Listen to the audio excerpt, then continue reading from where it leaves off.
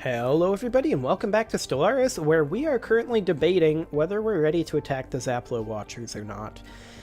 And I don't know, I'm very conflicted. It says we're equivalent here. Their tech is overwhelming compared to ours, and the repeatable techs don't seem to increase numbers at all in terms of fleet power. So the question is, how reliable is it that our numbers are about 30k stronger than theirs? Construction and I don't know the answer to that question, and that's the only reason why I'm not attacking right now. If I knew the answer to that question, I would totally attack. Now, we did get a diplomatic communication from the Ugarlic Star Dynasty. He thinks that he can see past our flimsy layers of plastiskin and poorly phrased platitudes. He thinks that we're a replica, a helpless jumble of ones and zeros. Nothing more. He can think that. We don't care what he thinks. He is irrelevant to the whole. Of course, this is the big picture. He literally is irrelevant. Completely and utterly. And with us thinking about attacking a fallen empire, I mean, it's really not the time to make us angry. These guys are psychic. That's interesting. Charismatic psychics. I like it. So yeah, the question is, are we ready to attack them or not? Well, I should hope by now that you know me. I don't like to take risks. I like to make bets on sure things. I like to do my homework. I like to make sure that we are ready to go. In the words of Sun Tzu, I win first and then go to war. So that's kind of why I'm holding off here. I mean, once we have these, we know we're going to be 5% closer in each category. But, I mean, the question is, just how many of these repeatable techs do these guys have? It's 2489. They're stagnant, sure, but they're not that stagnant. Right? I don't know. I don't know how quickly fallen empires actually research, or if they research at all. It still says that their tech level is overwhelming. I would think that if they started the game with the level of tech that they have right now, that they probably would not be overwhelming by now. We've been catching up for 300 years. It's kind of extreme, but who knows. I do still like the plan of attack of going from Jurup and Glidarum simultaneously, cutting off their avenue of escape this way. The only way they could go is to Yiva, but we can get in range very, very quickly and pull them into conflict. The real question is, can we win that conflict? Well, we also have a secret weapon being constructed, and that is our Extinguisher class Colossus. It looks like this thing does not actually use any fleet capacity, so that's interesting. The upkeep on it is going to be astronomical, pun intended, which is one of the reasons why we're working pretty hard on having this battery world be operational, because it's going to take more than just this single power complete. World, realistically. Biolab there. This will also be a biolab. Apparently this will also be a biolab. There we go. Now, as far as our construction being complete, ESS Assembler 3. Go ahead and build some mining stations there, and then go grab this starbase. Excellent. We are running out of influence with 3 construction ships. I mean, that's kind of to be expected. We're going to have this filled in quite soon, though, and then that'll give us a few months to build back up while we head up this way. We do have a lot of systems to claim yet, and then, I mean, we can still start pushing out this way a little bit once we get up here. I just wanted to grab these to make sure that they were completely pinned in, which you should remember if you've been watching this from the beginning, which I hope you would. I hope you wouldn't just jump into the middle, but who knows? Some people like to do that, complete. I suppose, so... Who am I to say that that's the wrong way to watch this? Construction complete. Well, we just about have most of our terraforming done. In fact, we have all of our terraforming queued, correct? Or maybe all but one? Yeah, you're being terraformed. I think you're not. Now all of our terraforming is queued. Science 05 has been terraformed. Excellent. Excellent. Okay, so... we do need these construction ships to finish up relatively soon. And these techs are getting relatively close. Shield Harmonics is going to hit in 6 months, so that is great. And armor hit points in 31. And of course we also have our naval cap in 77 months. That's, I mean, even once that hits, we're not going to really be able to make use of it. That's the core issue there. Because we would need either a new fleet or to increase our fleet cap. And as of right now, neither of those things is happening. So, we're going to go ahead and grab the Holdabana system. Gotta love those double A's. Apparently, that's a good place for batteries. I mean, there's 4 energy credits. Technically, there's 3 A's, so maybe it's a triple A system. But then we're starting to get into, like, car insurance or something, and I start getting really confused, and I don't know. It's weird. Let's just do our normal with that system. Colonize it. Well, not really colonize it, but build a starbase, strip mine everything there, call it a day. Excellent. So, we do need to send some resources over to the Valen sector. We'll go ahead and send them everything we've got right now. 9,000 energy credits. Have fun with that, Valen sector. I'm sure they will.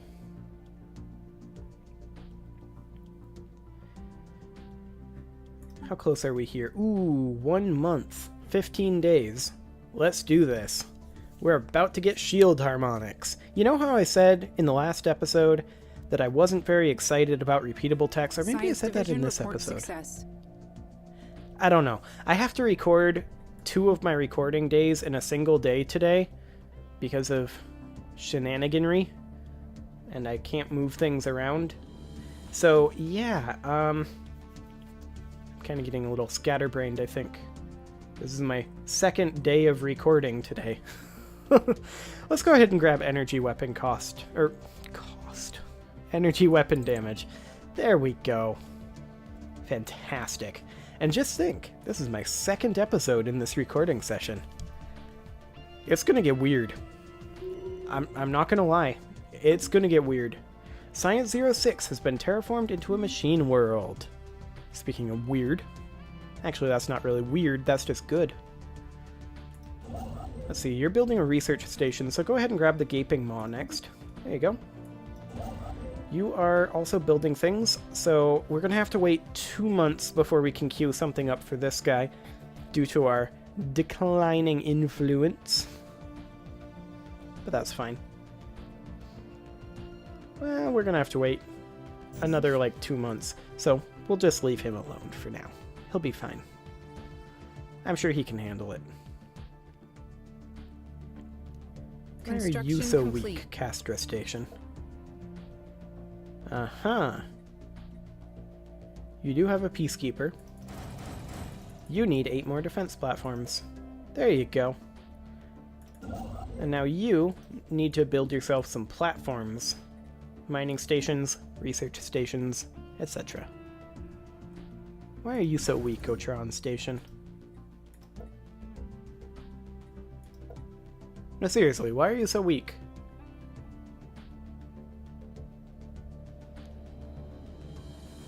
Oh, because it's a pulsar.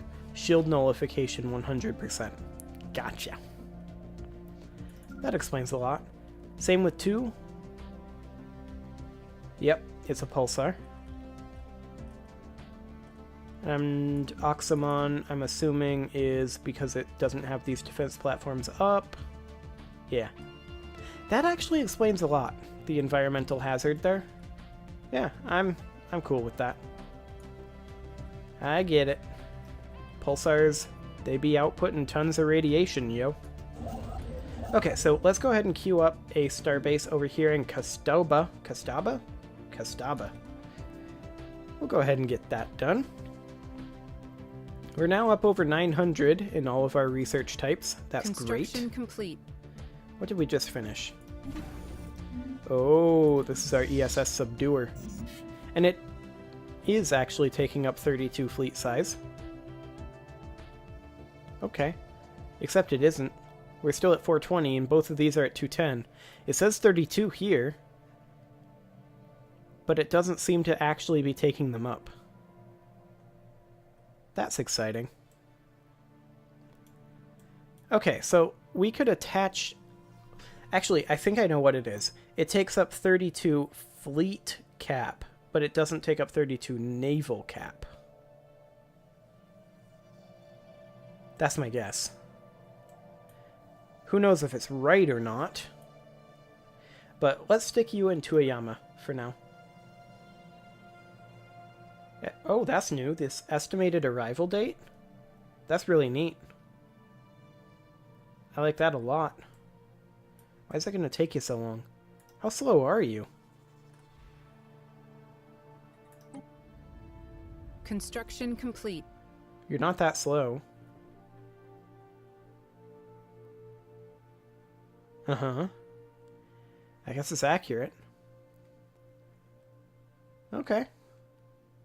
Yeah, I like the estimated arrival date. That's pretty cool. Construction complete.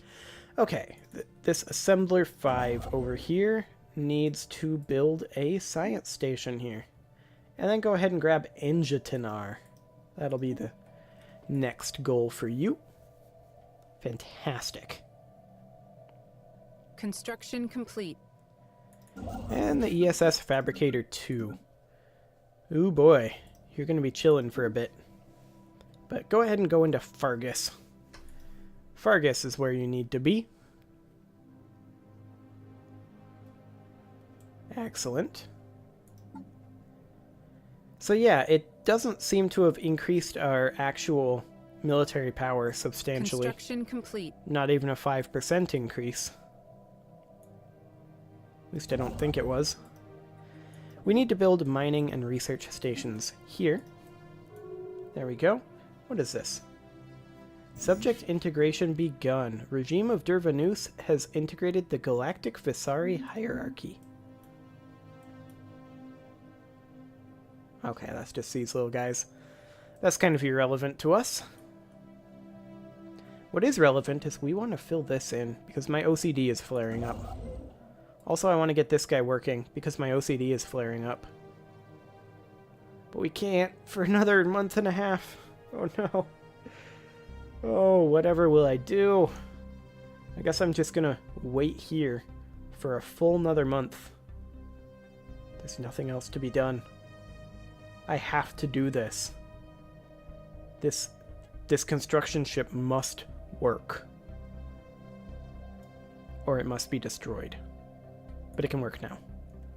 And I wasn't holding shift. Oh, the glories of autosave. Okay, go ahead and move here. You're probably going to be waiting for a few months, though, to get Lamza. Which is a bit unfortunate, to be honest. So, let's take another look here. Can we actually see what they've got? Uh-huh. So they've got lots of Gauss cannons, not very many lasers. What about in their actual fleet? What are they rocking in their battleships? A lot of missiles, actually. And strike craft. Construction complete. Very, very interesting. Construction complete. Neutronium armor and psionic shields. with shield capacitors. 609 damage per day. Let's compare that to our battleship, shall we? 921 damage per day. Okay, that compares favorably. No, go away. That compares favorably. What about their... What is this thing? This is a... Oh, this is a destroyer. Okay, so 159.03 compared to our destroyers, which they don't seem to have cruisers for whatever reason. 113.95. And now I've completely forgotten what their destroyer was. 159.03. So their destroyers are significantly better than ours, but it looks like they have no corvettes, and they're composed entirely of destroyers and battleships, at least in this fleet. Also in this fleet, although they do have a Titan. Also in this fleet. Okay. Let's take a look at their Titan, shall we? He's running a Titan Lance, and then 1,000,000 plasma cannons and strike craft. Okay. 1508.87 compared to our Titans. So their Titans are a little better than ours. Their destroyers are a little better than ours. They have no cruisers or corvettes. Our battleships are better than theirs. Interesting. So my main concern then is they're running 1,000,000 missiles and they're running 1,000,000 strike craft. If we're going to fight them, we need point defense. So let's hop into the ship designer here. And let's switch our destroyers over to picket ships. And we're going to be running, let's see, 7.5 and 6. Cooldown of 0.5, 0.5, 75% accuracy, tracking of 30%, tracking of 70%. Probably 1 Guardian point defense and 1 flak artillery. These are already set to be picket ships. So we'll save this. Our corvettes are fine the way they are.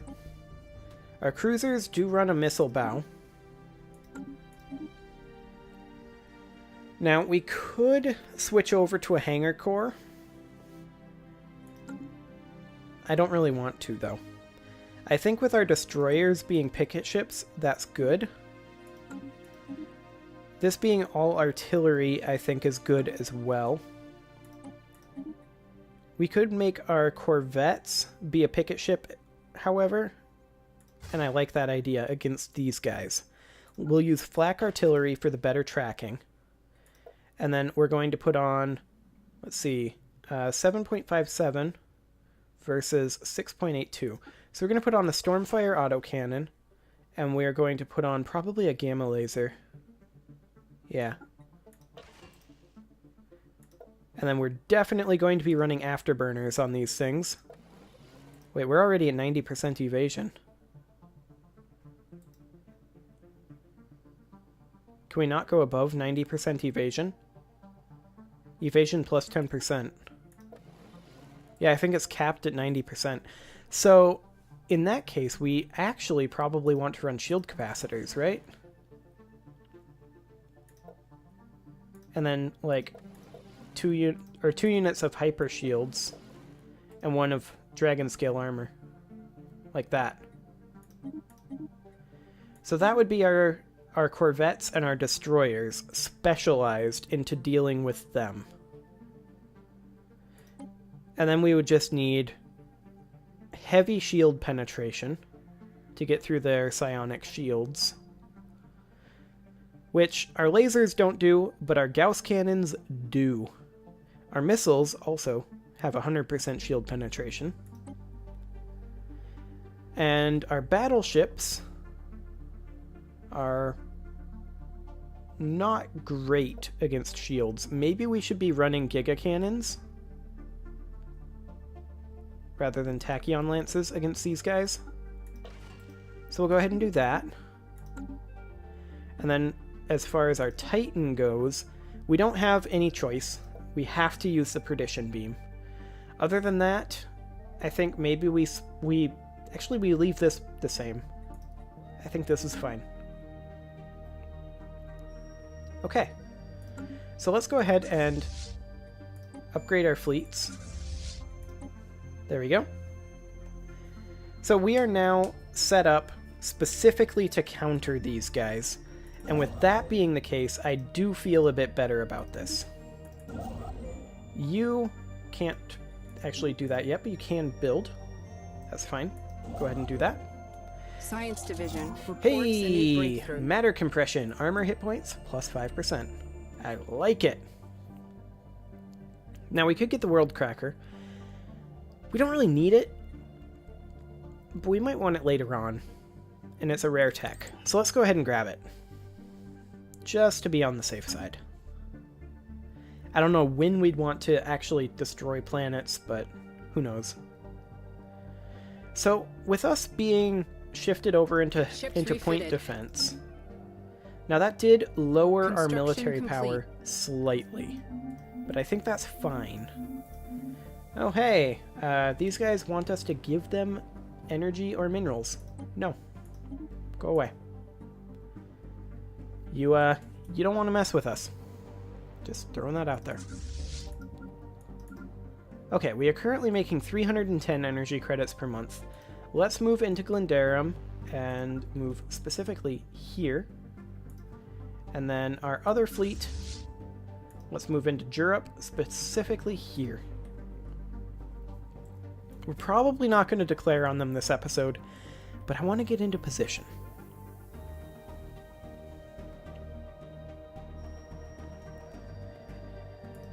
The question, though, is what would we be waiting on if we didn't declare on them immediately? And honestly, I don't know the answer to that question. We're not really waiting on anything big. We're just largely waiting to get into position, which we're doing right now. We are making energy credits with both of our fleets out. Our fleets are very, very strong. We have a 33% bonus against these guys. We are specialized into taking down all of their strike craft and their missiles. So that should all be nullified. Other than that, I mean, sure, complete. their tech is a lot better than ours, but they don't actually do that much damage. Maybe their hull points are a whole lot better. 4630. No, our hull points are way better. What about our armor and shields? 72 and 6k, respectively, for our battleships. 51k and 8k. Comparable. Evasion of 20% for battleships, compared to our evasion of 8%. So their battleships are a lot faster than ours, to be sure.